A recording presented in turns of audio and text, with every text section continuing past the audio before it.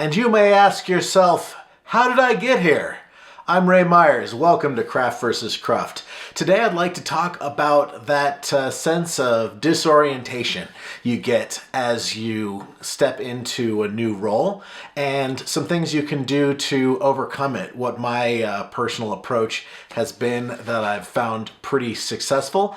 I have just started my latest role as a principal SRE at Dividos, which is a healthcare tech company. Before that, I was at Morningstar in financial sector. Before that, I was at GetSet, an education tech startup. And several years before that, I was at Carfax, which of course does vehicle history. All companies, by the way, which I do not speak for, views are my own. These are all in obviously very different industrial sectors, using a wide variety of languages. I've done some Java, Ruby, Python, C#, and still, no matter how many times you've been around the block, when you step into a new job and you sit down in a completely unfamiliar environment, with a product you don't understand, with a code base you don't understand, team of people you don't know. This is a profoundly disorienting situation for anyone. So first thing is just breathe. Of course you feel like you don't know what you're doing. You don't know what you're doing. You're not supposed to know what you're doing. You will. It is overwhelmingly likely that you were selected because you had the right skills. And to whatever extent you don't yet, you will simply learn. So just start out by trying to get comfortable with your discomfort. That is a totally natural feeling to have. The next thing I try to do is become familiar with the sources of knowledge that are available. So a main one is source code. Probably there's some documentation in README files, in Drive, in the wiki, and some other things you might not think of, like the ticketing system, in the database itself, both in the data, but also just the schema, table structures. You can learn a lot from that. And a variety of vendor tools that you may be using. So become acquainted with those, get real friendly with their search feature.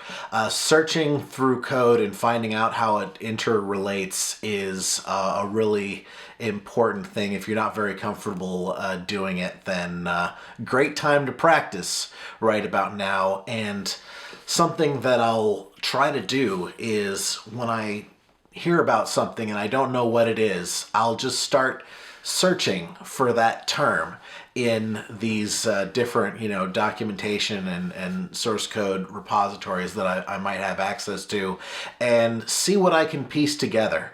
See what's been left behind. Because keep in mind, I don't yet know how any of this is structured. I don't know where to go. All I know is that I can use the search feature. In particular, read lots of code. Check out apps sort of preemptively. This seems to be important. Let's check this out. Let's look in it. Let's find the entry points first and foremost. Let's try and get it started on the workstation. It's probably going to require a lot of setup that I would need to get to eventually anyway. Think about the system boundaries, follow the data from end to end. When you see it coming out of one end, see if you can find the code that it goes to next. Not trying to read every little line of code deep within logic of the applications, but especially the system boundaries, getting a shape of the architecture. Understanding how things fit together is tremendously helpful. Obviously, you can actively learn too by asking questions. You're going to have a lot of questions.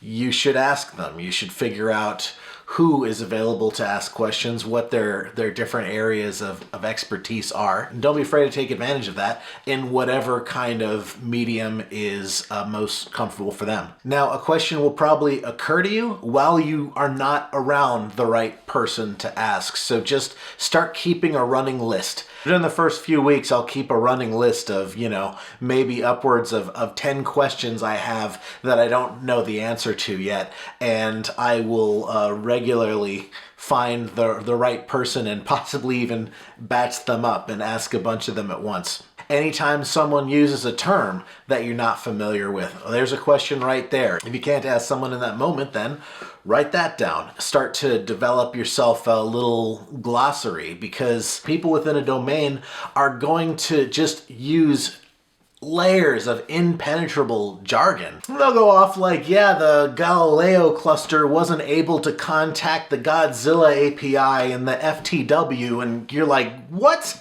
You know, maybe you don't want to derail the entire conversation, but make a note about all of these terms, and as I said, breathe, and slowly you will get to know what all these are. And at some point you will have asked enough questions and gathered enough of the commonly used terms that when you start to ask, you'll be asking questions that the people immediately around you also don't know. And that's when you know you're really onto something. As far as active learning, you can do even better than asking questions. You can start to shadow people or even pair with them on some work if that's something that your place does. And I definitely recommend it some or even a lot of the time. So if someone mentions that they're going to go off and do something, which to you is absolute wizardry, that's a great opportunity to say, hey, do you mind if I shadow you while you do that? Something people don't talk about a lot that I think is very important, especially early on, is finding allies. Who do you have something in common with? A common interest, common goals, common roles, whatever it might be. And look for an opportunity to get your relationship off on a good foot. You want to build these relationships. Ultimately, you're building political capital. What might that mean? One example would be you don't want to just come in on your first day and start contradicting people and saying that you're wrong about this or that. And hey, you guys are using this, you should be using that. Obviously, you're there for your expertise. It's not completely irrelevant, but know where you stand. Know who you're talking to and have you built up credibility with them to start injecting the opinions you might want to. And if not, you know, weigh whether it's worth it. Weigh what's the most diplomatic way of doing that if you feel you really need to. You may know what they're doing and why you wouldn't do it based on your experience, but you probably don't yet know why it's how it is. So you need to understand the journey that they went on that brought things to this place.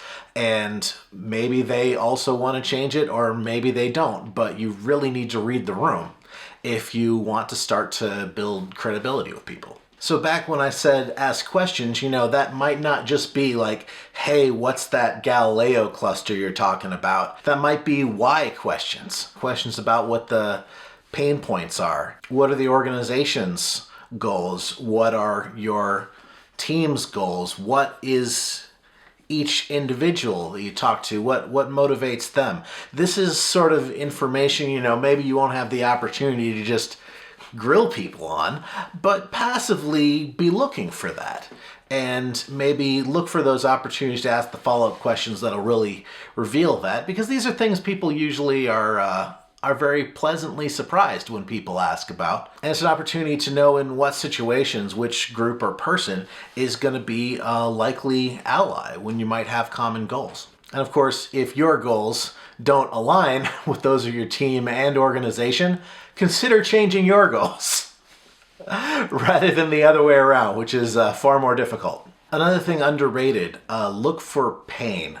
The process as it exists is going to be imperfect, and there are going to be frustrations people regularly have that they maybe have just gotten used to, but you might instantly say, I don't think this needs to be that way. If you can find a quick win, easy as you're ramping up, to say, hey, maybe I just pursue this for a little bit. If it doesn't work, oh well, but if it works out, you know, you may have been able to address a really persistent frustration that the team had. And you've learned a lot, and most likely they're really happy with you. You're looking for low-hanging fruit. You're looking for some quick wins. Inevitably, you'll find that not everything is documented as well as you think it can be.